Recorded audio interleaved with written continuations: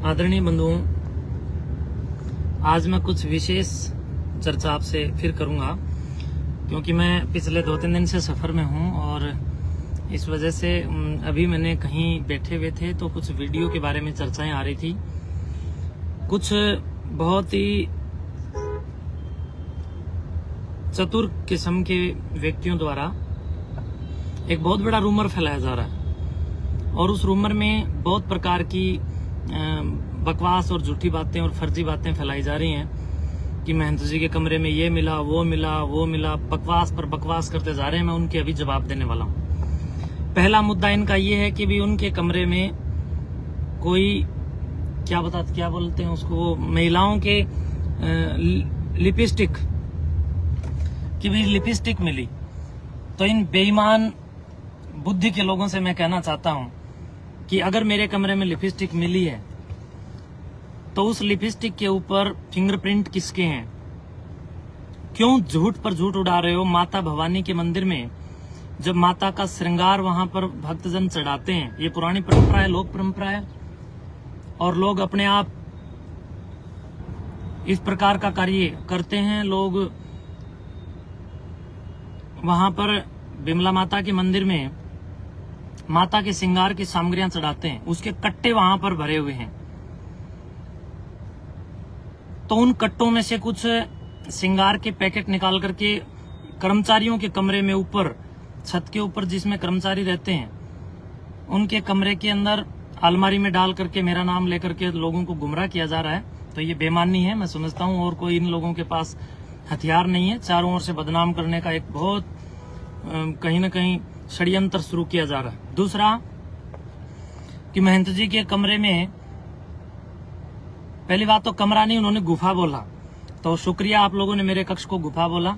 तो आप लोग याद रखें, गुफा में शेर रहता है, गिद्धड़ों के बस की बात नहीं है गुफा में रहना। तो इसलिए आप लोगों को एक शेर का कमरा अगर गुफा दिखता है तो इसका मतलब आपकी नजर में रहने वाला बंदा फिर क्या है, आप लोग विचार करें। तीसरा प्रश्न, आपने कहा कि महंत जी के निवास कक्ष में सिगरेट मिली। तो प्रिय बंधुओं, आप इस बात को गौर कीजिए। एक तरफ तो ये लोग कह रहे हैं कि महंत जी के लिप्स जो हैं वो लाल रहते हैं, यानी इस प्रकार की गिरावट इन लोगों में है। एक तरफ तो कहते हैं कि महाराज जी के होठ लाल हैं, वो लाली लगाते हैं।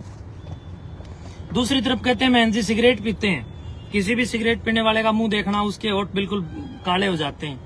शर्म नहीं आती इन लोगों को इस प्रकार की झूठी बेबुनियादी बात करते हुए। दूसरी बात, ये लोग कहते हैं कि महंत जी सिगरेट पीते थे। तो जो सिगरेट पी हुई, जो पीछे का सलाइवा उन लोगों को जो ये वहां पर मिलने का जो ये दावा कर रहे हैं, वो सलाइवा अभी तक इन्हीं लोगों के पास है। मैं सुकराईनाथ योगी लाइव मेरे इस पूरे महंत सुकराईनाथ योगी पेज पर इस बात का दावा करता हूं कि मैं डीएनए टेस्ट के लिए बिल्कुल खुल करके सामने हूं। आप बताइए कब कहां आना है, मैं डीएनए टेस्ट करवाने के लिए राजी हूं।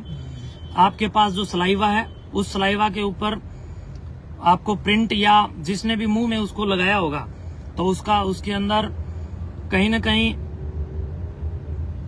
एक बहुत शानदार साइंस के इस युग में कोई भी व्यक्ति इस प्रकार की बेईमानी को छुपा नहीं सकता है। तो बंधुओं, जो सिगरेट मेरे कक्ष में इन लोगों ने डाल करके अपनी पीवी जूठन को, अपनी गंदगी को, मेरा नाम लेकर के जो ये दुष्प्रचार कर दिया गया है, मैं ऐसे लोगों को कहना चाहूंगा कि दुष्प्रचार कर रहे हो तो साइंस के युग को भी आप याद कीजिए। आज साइंस का युग है, आप झुठला नहीं सकते। आप लोगों के पास सलाइवा है और मेरा आप जो भी लेना चाहें, ब्लड सैंपल लेना चाहें या मेरे शरीर में से जिस भी अंग की, बाल से लेकर के आपको नाखून तक की जहां भी डीएनए टेस्ट के लिए जरूरत पड़ेगी, मैं देने के लिए तैयार हूं।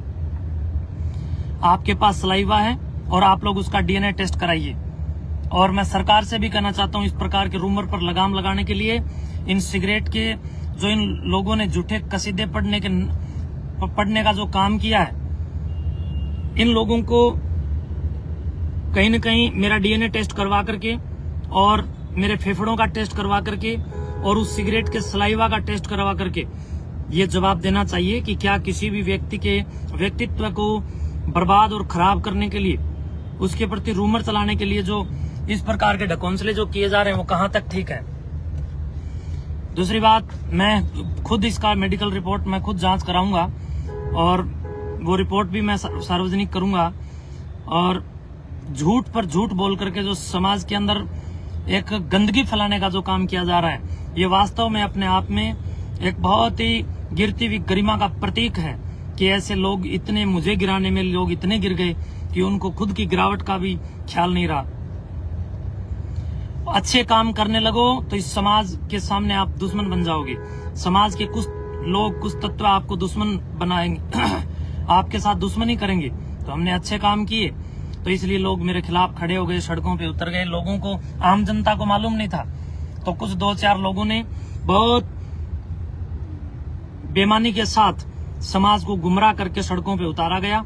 आम जनता जनार्दन को गुमराह किया गया, भ्रमित किया गया और भ्रमित करके अपना उल्लू सीधा करने के लिए काम किया गया। मेरे पास हजारों हजार फोन आ रहे हैं कि आपने त्याग पत्र क्यों दिया। प्रिय बंधुओं, मेरे सामने 2 ही विकल्प थे। या तो मैं ये खून खराबा देखूं, क्योंकि आपस में लोग भिड़ रहे थे, ये लोग उनके ऊपर व्यक्तिगत उग्र टिप्पणियां कर रहे थे। तो जो मेरे समर्थक थे वो, और कुछ जो 10-20% ये लोग मेरे जो खिलाफ थे, ये आपस में दंगे की और खून खराबे की संभावना को जब मैंने भांपा, जब मैंने महसूस किया, तो मैंने विचार किया कि मुझे मेरी नाथ संप्रदाय के सामने ये सारा प्रकरण रखना चाहिए। और नाथ संप्रदाय के सामने मैंने रखा भी, और त्याग पत्र मैंने 3 दिन पहले ही दे दिया था, लेकिन वो मंजूर 3 दिन बाद हुआ। और नाथ संप्रदाय के पूज्य संतों, परम पूज्य आदरणीय गुरु, हमारे जो पीर महोदय हैं, हमारे जो मानधारी हैं, हमारे जो जमात के महंत हैं, उन सब के सामने मैं बार बार इस बात को बता रहा था कि इस प्रकार की चालाकियां वहां पर वो लोग कर रहे हैं जिन्होंने मठ की जमीन को अवैध रूप से कहीं न कहीं घेर रखा था। अवैध रूप से जमीनों पर जिनके कब्जे थे, सुखराईनाथ ने उनके पिछवाड़े पर कानूनी डंडा चलवा करके कहीं न कहीं उस जमीन को इन लोगों के कब्जों और अवैध कब्जों से मुक्त करवा करके मठ को सुपुर्द कर दिया। और इस प्रकार के नकारात्मक लोगों के मुंह लगना मेरा काम नहीं है।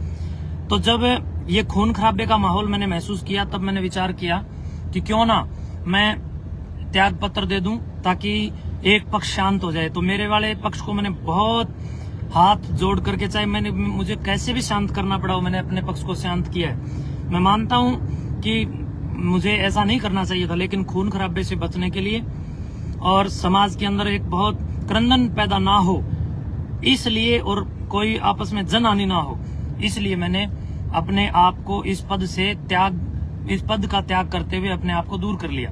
और अपने जितने भी समर्थक थे उन समर्थकों को मैंने मनाया कि कोई झगड़ा या कोई दंगा फसाद नहीं करना है। और अभी भी मैं सबसे अपील करता हूं कि जब हम सब ने इतना कुछ सहन कर लिया है, तो आपसे आगे भी मैं आग्रह रखता हूं कि आप शांति बनाए रखें। दादा काला पीर जी महाराज, गुरु गोरक्षनाथ जी महाराज और सिद्धों की कृपा से सब कुशल मंगल होगा और सब बिल्कुल ठीक हो जाएगा। ये जो रूमर इन लोगों ने फैलाए हैं, ये केवल और केवल झूठी अपवाद और बकवास है। इन लोगों को अभी लेबोरेटरी टेस्ट और कहीं न कहीं DNA टेस्ट करवाना चाहिए। ये क्यों इस प्रकार की फालतू बातें करके समाज के अंदर गंदगी फैलाने का काम कर रहे हैं। तो मैं चुप हूं, इसका मतलब ये नहीं है, मैं चुप हूं इसका मतलब ये नहीं है कि मैं इन लोगों से किसी तरह दबा हुआ हूं, लेकिन मैं समाज को एक बहुत बड़े खून खराबे से बचाने के लिए चुप बैठा हूं। और इसलिए 3 महीने भी मैं लड़ता रहा, खूब मैं 3 महीने लड़ता रहा। जब तक मैं लड़ा, जब तक ये लोग मेरे से लड़ते रहे, लेकिन उस दिन मैं हार गया, अर्थात उस दिन मैं हिम्मत मेरी टूटी जिस दिन ये आपस में लड़ने लग गए।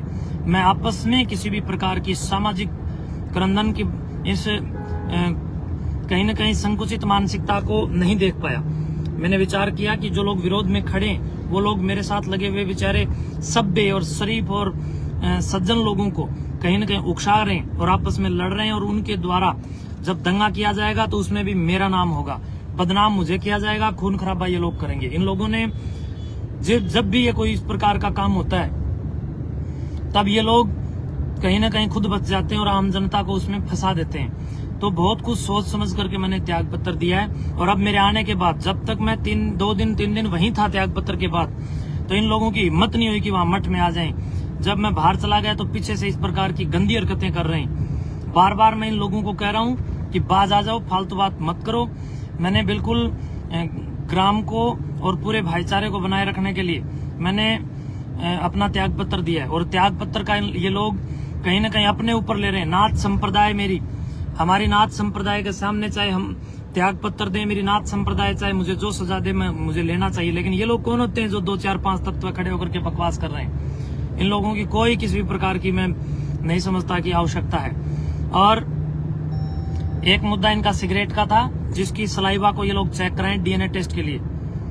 दूसरा, ये लोग कह रहे हैं कि भी वहां पर वो महिलाओं के समान मिले। वो माता बिमला भवानी के मंदिर में चढ़ते हैं और वहां पर ऊपर जो कर्मचारी है उसके कमरे में वो बहुत ज्यादा संख्या में पड़े और बाहर भंडार के सामने भी बहुत बड़ी संख्या में पड़े। वहां से उठा करके उन कट्टों से 2 4 अलमारी के अंदर डाल करके वो जो श्रृंगार का सामान है माता का वो डाल करके, और ये लोग मुझे बदनाम करने का काम कर रहे हैं। एक तरफ तो ये लोग कह रहे हैं शुक्राईनाथ बहुत आलीशान ढंग से रहता था, तो जब मैं आलीशान ढंग से रहता था तो जिन सामग्रियों को तुम डाल रहे हो वो 5-5 रुपए की चीजें क्यों डाल रहे हो? वो भी कम से कम भी 1000-2000 रुपए की तो होनी चाहिए थी। अरे कम से कम कोई ब्रांडेड चीज डालते ताकि आपका इल्जाम कहीं न कहीं सत्य साबित हो जाता। एक तरफ कहते हो कि मठ के अंदर कुछ आटा भी नहीं रखा, आटा भी वहां नहीं रखा। अरे मेरे पास इतने 200, 300 लोग रोज भोजन करते थे वहां। वो लोग फिर वहां भोजन कैसे करते थे अगर मैं वहां से सब कुछ ले गया? जिस दिन मैं आया हूं उससे पहले दिन भी वहां पर कितने ही लोगों ने भोजन किया है।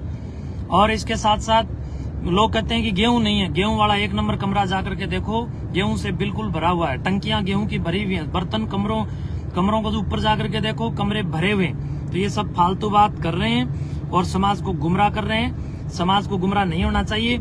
और कुछ नशेड़ी तत्व हैं जो मेरे खिलाफ पड़े थे, और इन नशेड़ियों के द्वारा, कुछ नशेड़ी हैं ये लोग, ज्यादा नहीं है, और इन लोगों ने समाज को गुमराह करना और लोगों को कहीं न कहीं बहकाना और घुमा फिरा करके उनको लोगों को उकसाना इन लोगों को अच्छी तरह आता है।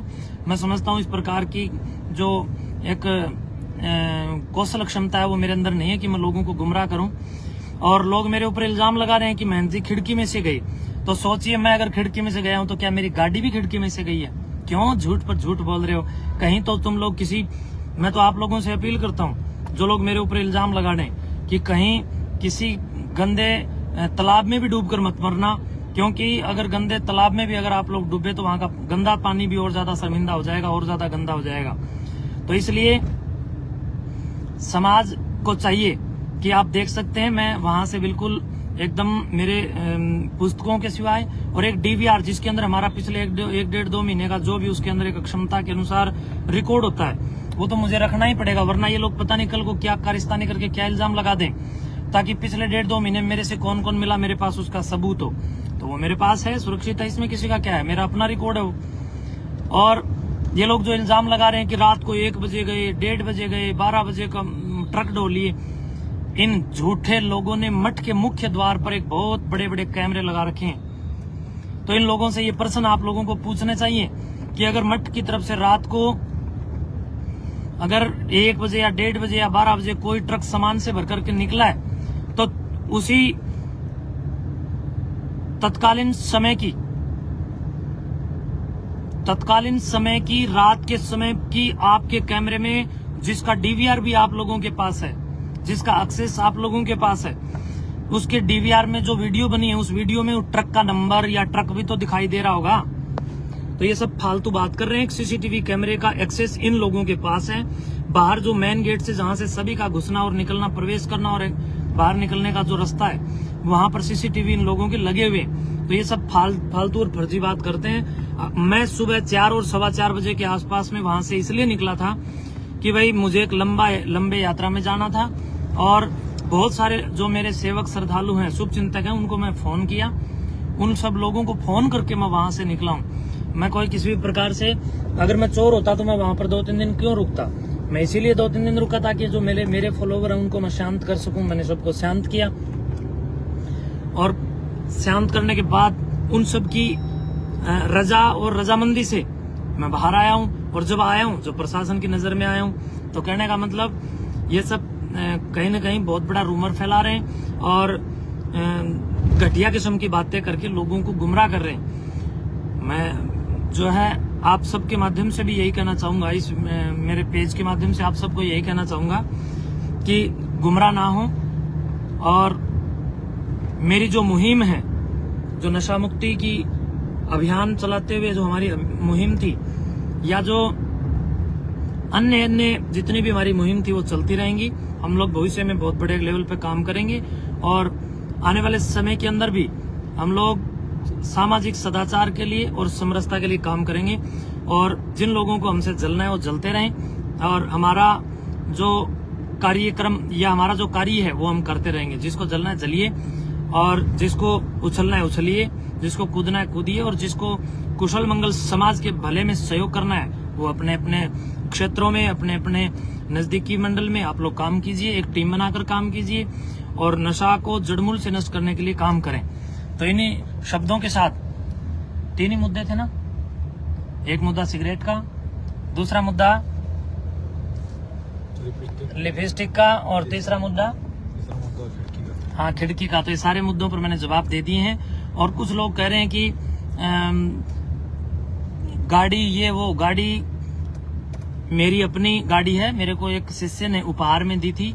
ये भेंट मेरे को व्यक्तिगत रूप से महंत सुकराई नाथ को ये गाड़ी भेंट की हुई है और ये गाड़ी जिन्होंने दी अभी तक उन लोगों के ही नाम है।